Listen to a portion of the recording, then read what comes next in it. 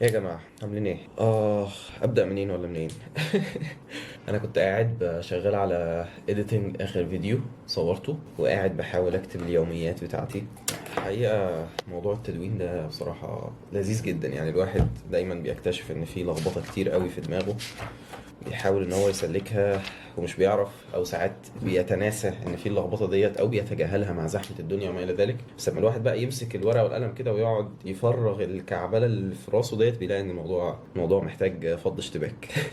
طيب، ايه اللي انا بفكر فيه حاليا وليه عامل الفيديو دوت؟ انا حابب اشارك معاكم حاجه صغيره كده، وهي مش عارف ابتدي منين.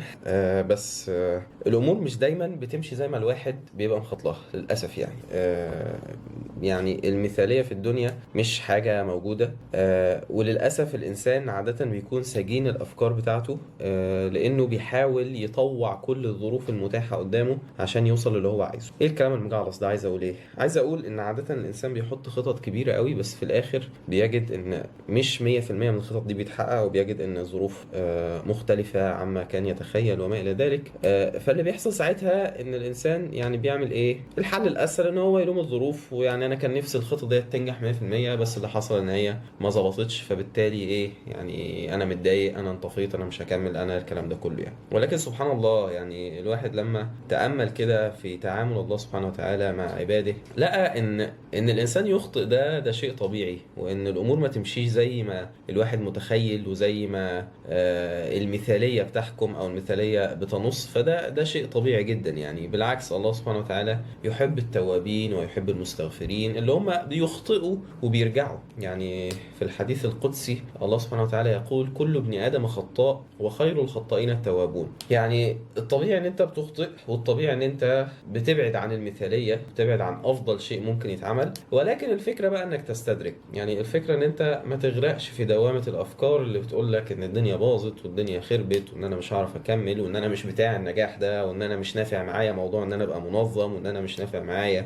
ان انا ابقى شخص منتج وبرودكتيف وما الى ذلك. الحقيقه ديت كلها عباره عن افكار المخ بيرددها، وللاسف بيصدقها. يعني المخ كويس جدا في تخيل الامور، يعني هو بيحب يتخيل الصوره كامله. يعني ان انت تقول انا كنت عامل خطه معينه، فالخطه ديت ما ظبطتش لسبب ما، فمحتاج ان انا مثلا ايه اراجع نفسي واظبط الخطه دي تاني. ده كلام كويس ومنطقي، بس المخ ما بيفكرش كده. المخ بيحب يعمل حكايه، يعمل قصه، فبيعمل بقى قصه ونموذج وبيسرح فيه ان انا شخص مش نافع، انا شخص فاشل، انا كل ما بجرب مش كويس. وتلاقي بقى ادله وبراهين على ده انا حتى لما جربت اعمل كذا مش عارف ايه اللي حصل، ده انا حتى التدوين ده مش عارف انتظم عليه، ده حتى الفيديوز اللي بعملها كل شويه بوقف، ده حتى مش عارف لما كنت في الكليه ايه اللي حصل وما الى ذلك. فبتلاقي ان مخك ايه؟ بيقعد يجمع خيوط متنطوره كده عشان يصيغ الصوره كامله، لان هو المخ بيحب كده. المخ بيحب يعني ينتج قصه يعني. بس فالفكره بقى في الواحد ان هو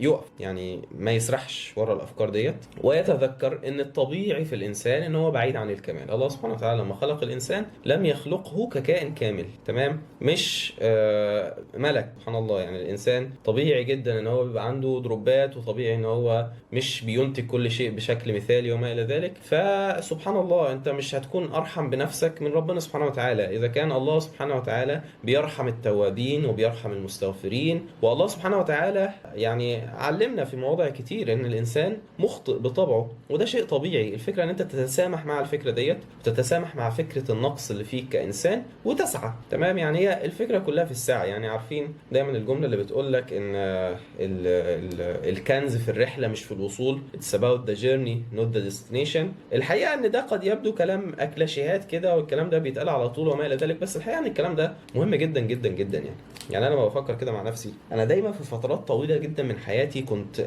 بستنى بس اللحظه اللي هوصل عندها ان انا ابقى مستقر، وان انا اقدر اكون خلاص بنيت الحاجه اللي انا نفسي فيها، عشان ابتدي اعيش حياتي بقى. يعني ايه؟ اخلص بس ثانويه عامه، اجيب مجموع كويس عشان اخش كليه، والامور هتبقى كويسه. دخلت الكليه، اخلص اخلص بس مش عارف اول كام سنه في الكليه، اعرف نظام الكليه وما الى ذلك، هلاقي الظروف بقت كويسه، هبتدي بقى اعيش حياتي وابتدي اسعى للهدف اللي انا عايز اعمله. دخلنا في السنين اللي بعد كده، اخلص بس الكليه، ابقى خلاص خلصت الشهاده الجامعيه بتاعتي وخلصت سكه الدراسه وما الى ذلك، وبعدين هستقر بقى وابتدي احسن حياتي، ابتدي بقى احط ستايل معين انا عايشه، ابتدي اعمل كل الانجازات اللي انا نفسي اعملها. فالانسان بيحب ان هو ايه يعني يرمي على بعيد. تمام، خلصت الكليه، استقر بقى في شغل، انا محتاج مصدر دخل، محتاج حياتي تبقى مستقره عشان اعيش بقى كويس. ولكن الانسان بيستنتجه بعد كل دوت ان حياه الانسان هي التجارب دي كلها. يعني انت بتجد ان انت وقتك او عمرك كله بيضيع في الحاجات ديت، فهي دي فعليا هي حياتك. تمام، يعني ما تستناش لما تخلص الظروف اللي انت فيها ديت عشان في الاخر تبتدي تعيش حياتك، لان انت محتاج تعيش حياتك دلوقتي. تمام، اللي انت عايز تعمله صح هتعمله دلوقتي، الحاجات اللي انت عايز تظبطها عندك هتظبطها دلوقتي وما الى ذلك. فيعني قد يبدو انه كلام ملخبط شويه، ولكن حبيت افضفض معاكم كده.